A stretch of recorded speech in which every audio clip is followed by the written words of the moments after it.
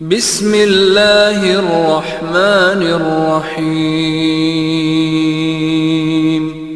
نحمدہ ونصلی علی رسول الکریم اما بعد بسم اللہ الرحمن الرحیم۔ ربیع الاول کی آمد ہے۔ ربیع الاول کے آنے سے بہاریں آ جاتی ہیں۔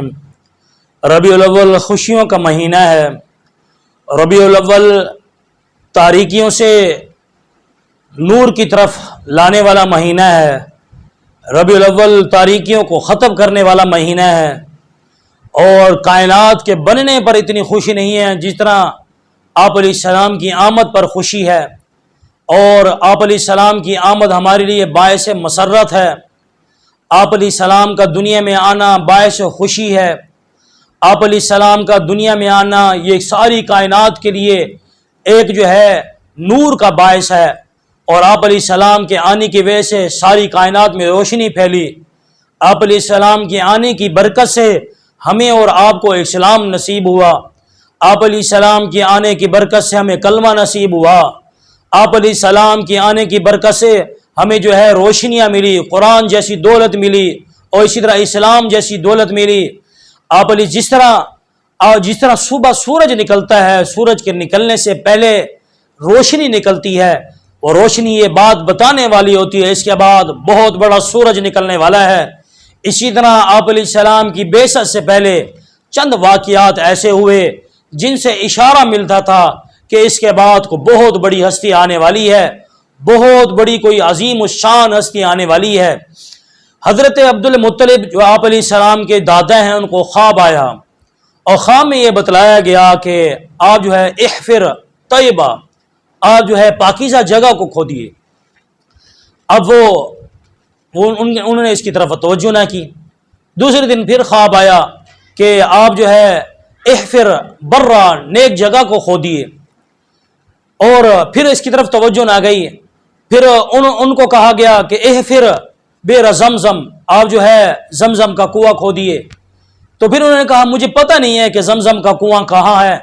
تو پھر ان کو بتایا گیا کہ کل جس جگہ ایک کوا آ کر بیٹھے گا، جہاں وہ اپنی چونچ مارے گا اور جہاں سے وہ کھودنا شروع کرے گا، وہاں زمزم کا کنواں ہوگا۔ تو حضرت عبد المطلب کل وہیں آ کر بیٹھ گئے، اور ایک کوا آیا، اس نے آ کر ایک جگہ کا احاطہ کیا۔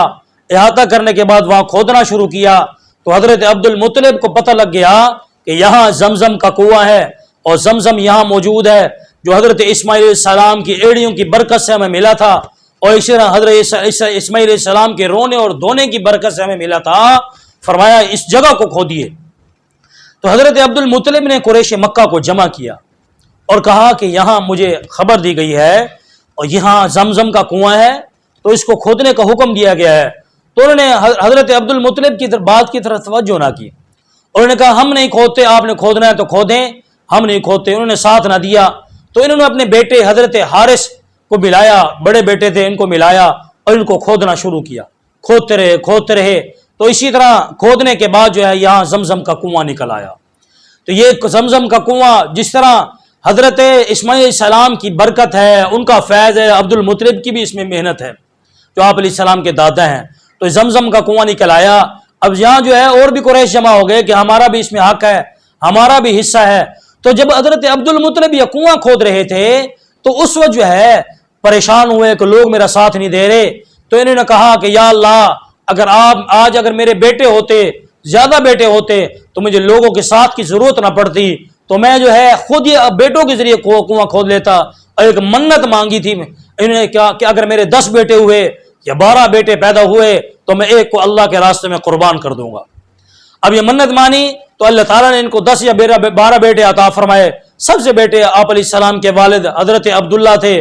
اب انہوں نے اپنی منت کے مطابق جب بیٹے جوان ہو گئے، سارے کے سارے بیٹے جوان ہو گئے، اب وہاں بیت اللہ کے اندر گئے، بچوں کو بلایا، بیٹوں کو بلایا، اور کہا کہ میں نے ایک منت مانی تھی کہ میں ایک بیٹے کو اللہ کے راستے میں قربان کروں گا، اگر اللہ نے مجھے 10 بیٹے دے دیے تو آج وہ قربانی کا وقت ہے۔ تو سب بیٹوں نے لبیک کہا کہ آپ قربانی کیجئے، اور آپ قربانی کیجئے، ہم حاضر ہیں، اور اسی طرح اپنی جان نچھاور کرنے کے لیے تیار ہے، آپ قربانی کیجئے۔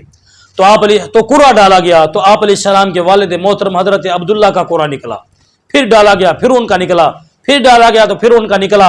اب جو ہے قرہ ڈالا گیا تو حضرت عبد المطلب کو جناب والا ذبح کرنے کے لیے حضرت عبداللہ کو عبد المطلب اپنے بیٹے عبداللہ کو لے کر جا رہے ہیں ذبح کرنے کے لیے. بھائی بھی روک رہے ہیں. اسی طرح حضرت عبداللہ کی پھوپھیاں جو عبد المطلب کی بہنیں تھیں انہوں نے بھی روکا کہ آپ ان کو ذبح نہ کریں. تو حضرت عبد المطلب کی ایک چاہت تھی کہ میں ان کو ذبح کروں, اپنی منت کو پوری کروں. فیصلے کے لیے کاہنہ عورت تھی, کاہنہ عورت کے پاس چلے گئے اور کہا فیصلہ کیجئے کہ ہم جو ہے ہم نے یہ منت مانی تھی, اب میں کیا کروں. انہوں نے کہا بات یہ ہے کہ ایک طرف جو ہے ایک در جو ہے قرہ ڈالا جائے, پرچی ڈالی جائے, وہاں 10 اونٹ لکھے جائیں, دوسری طرف عبداللہ کا نام لکھا جائے. اگر 10 اونٹ آ جائیں تو 10 اونٹوں کو ذبح کر دیا جائے عبداللہ کی جگہ پر.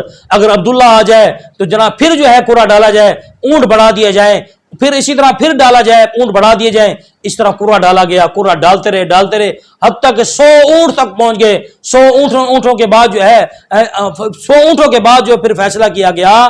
پھر حضرت ہر دفعہ عبداللہ کا قرہ نکلتا, ادھر اونٹ بڑھاتے گئے, پھر 100 اونٹ جا کر ہوئے تو پھر 100 اونٹوں کو نکلا تو 100 اونٹ حضرت عبداللہ کے بدلے میں قربان کر دیے گئے.